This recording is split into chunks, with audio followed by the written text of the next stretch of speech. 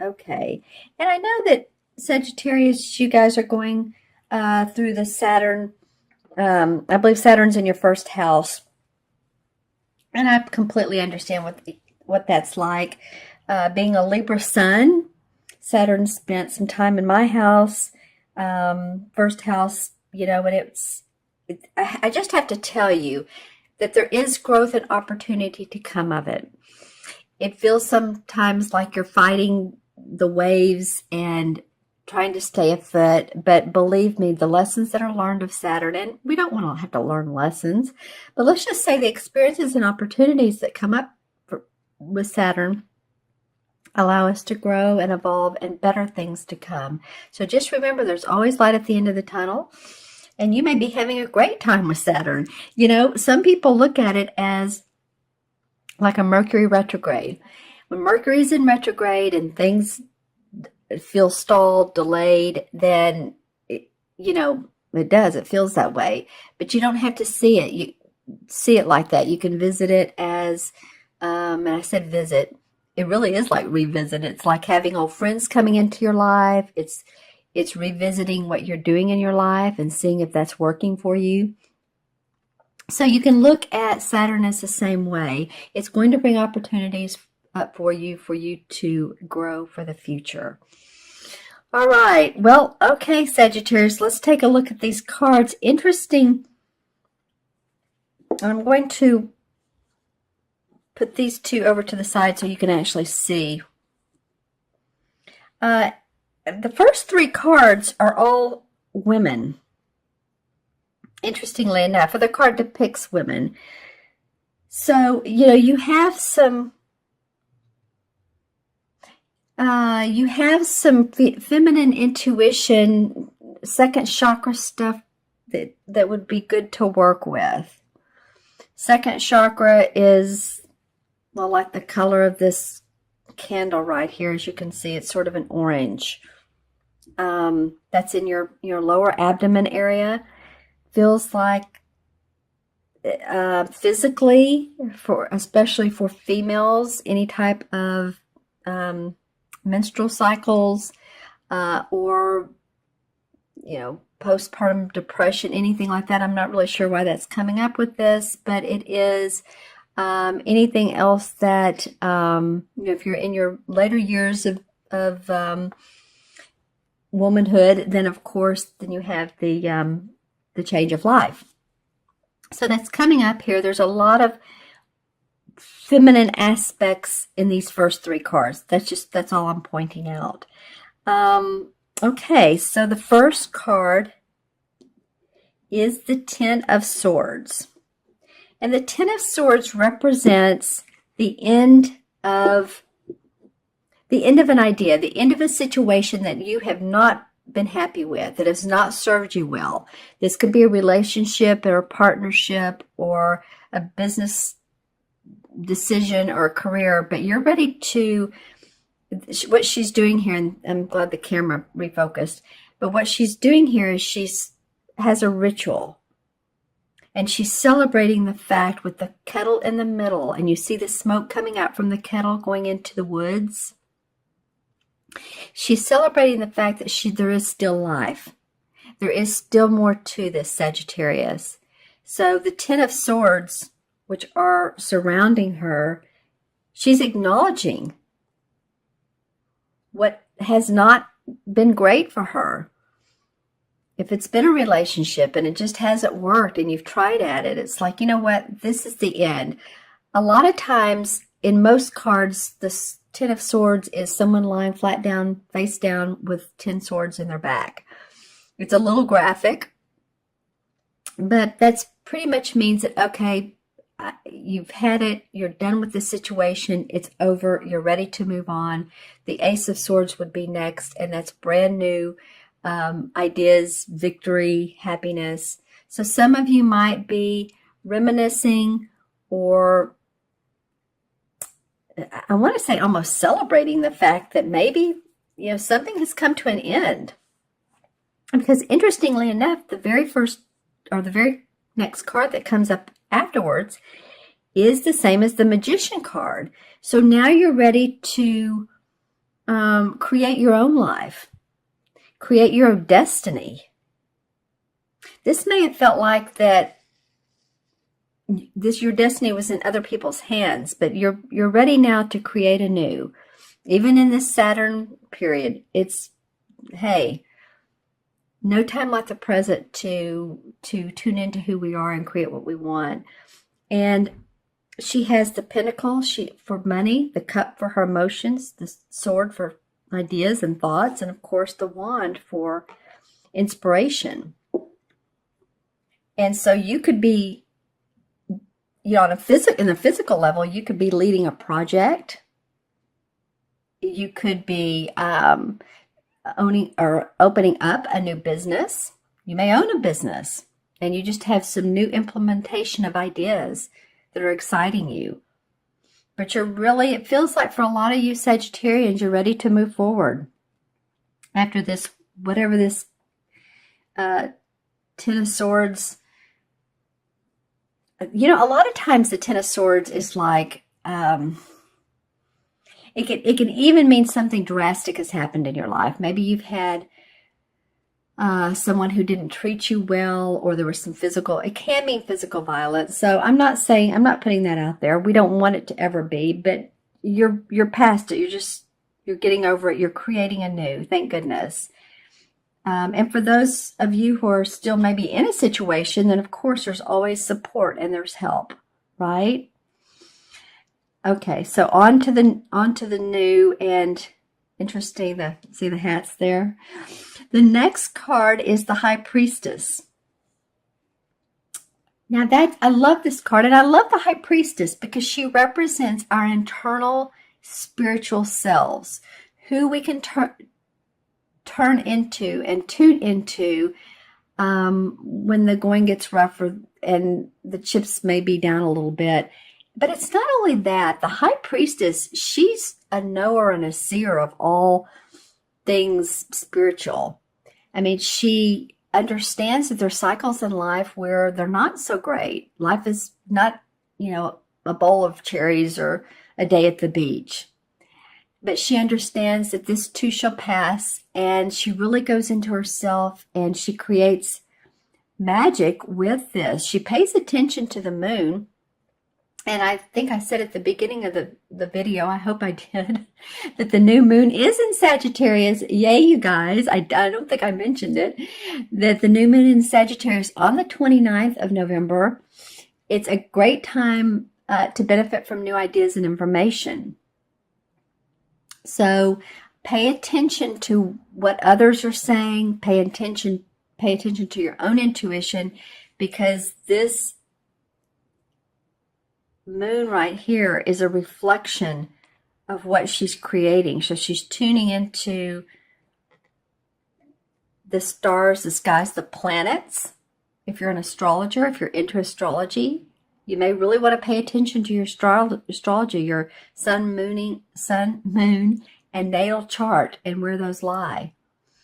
What am I seeing in this? See how the moon reflects right down here in the cauldron? It's a reflection of the moon. So she's intuitively channeling this information and creating her own essence. It's very similar to this. These two are, the only difference really is this one is because it's a darker color, not warmer, but darker, bluish. It's actually a cool color. But this is a little bit more spiritual, a little bit more intuitive. This is knowing your inner self. This is creating and manifesting in the outer. This is manifesting in the inner, your inner world. Interesting. So 2 major arcana cards in a row. Okay. And then the 4th card is the 6 of Chalices. And this is really a cute card. I love the 6 of Chalices anyway, and it always depicts 2 kids, always cute little kids. And as you can see, they've had their picnic and their silverware out, and their cups and their dishes and their they're in this meadow and holding hands with this canary. I guess the canary represents cheeriness and songbird, right? Singing. So the Six of Chalices can mean that you're revisiting those old childhood memories. You're thinking of those. You're remembering those. And remembering those in a very loving way for the most part. I'm looking at, yeah, I think for the most part, because I look at who matches who or who faces who, that this card is one of past memories. You may come across one of your annuals, yearbook, whatever you called it in your high school, junior high, or fraternity, sorority, if you're, college. But you may come across one of those and flip through the pages and look at the pictures and really, think about that. Or one of your elementary school pictures, you might be getting those out and say, oh my gosh, look, I remember her. I remember him. Wow, look at my teacher. And that is always such a fun thing to do. Since I've, been in the process of moving, I've tried not to look at pictures too much because there's so much else to do. But the one day I took about 20 minutes, it was a blast. So it might be that some of you are just rethinking about childhood memories, hopefully keeping it in a positive way. We'll see what the clarification card is.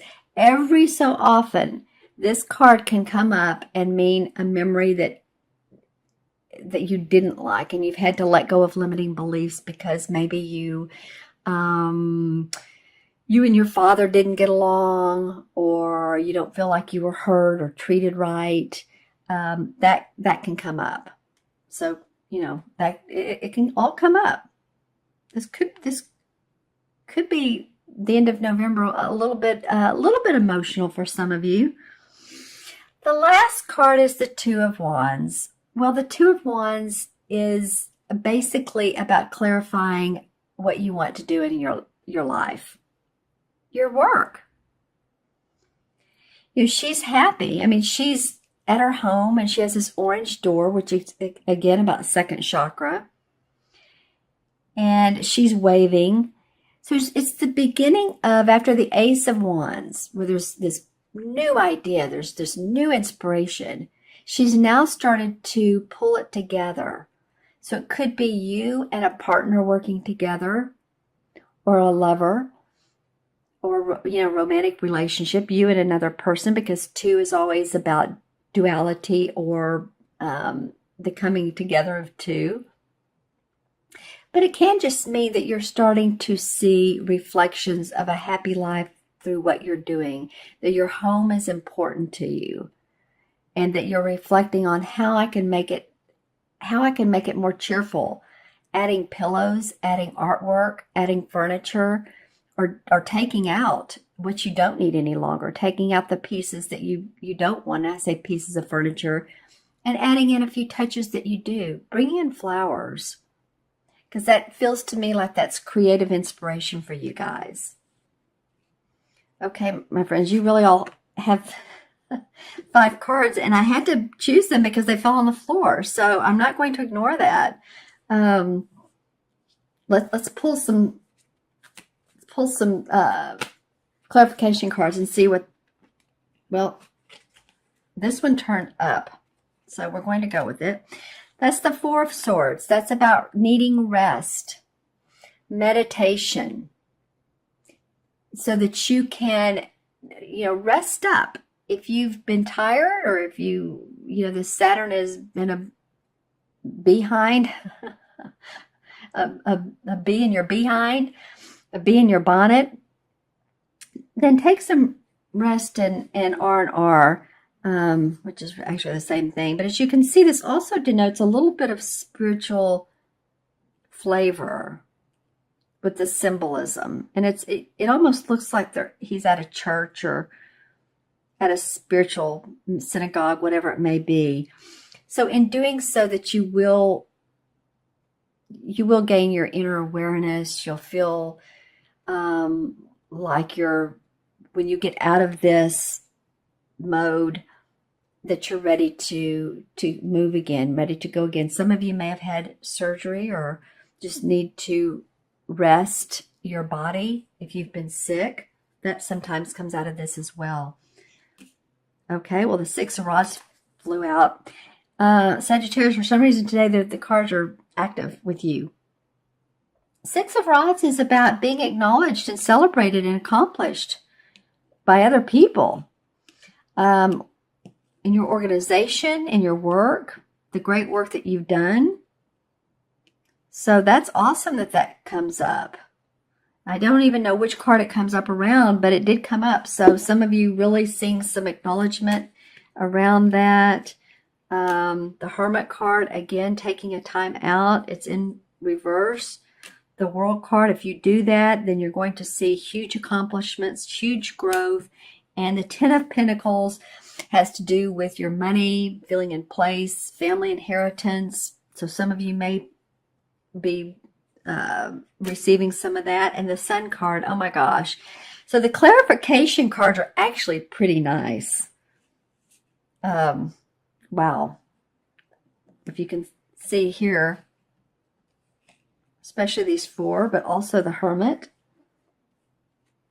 I mean, this is celebration, acknowledgement. This is money, finances, wonderful with generational finances. I mean, the World card is the last one of the major arcana. So it's all things accomplished. It's seeing enlightenment. It's getting to understand who you really are and the purpose and accomplishment, like I said, around that. And the Sun card is just cheerful, happiness, optimism. So stay focused. Go into your inner guide, your inner self, and see what happens when you do that. You know, the Hermit card also asks you to do that, to light your own lantern. Go on your own path. Go outside, you know, sometimes when you want some quiet time. What are the stars telling you? What is the earth telling you? And meditate on that. Well, Sagittarius, okay. Let's add up these cards numerologically. So we have 10, 11, 13, 19, and 21. Well, it's interesting. That's what came up for the last reading, and I believe that was Scorpio. It's 2 and 1, so 3 may become a message from the universe. It's about expression, you guys. It's about expressing.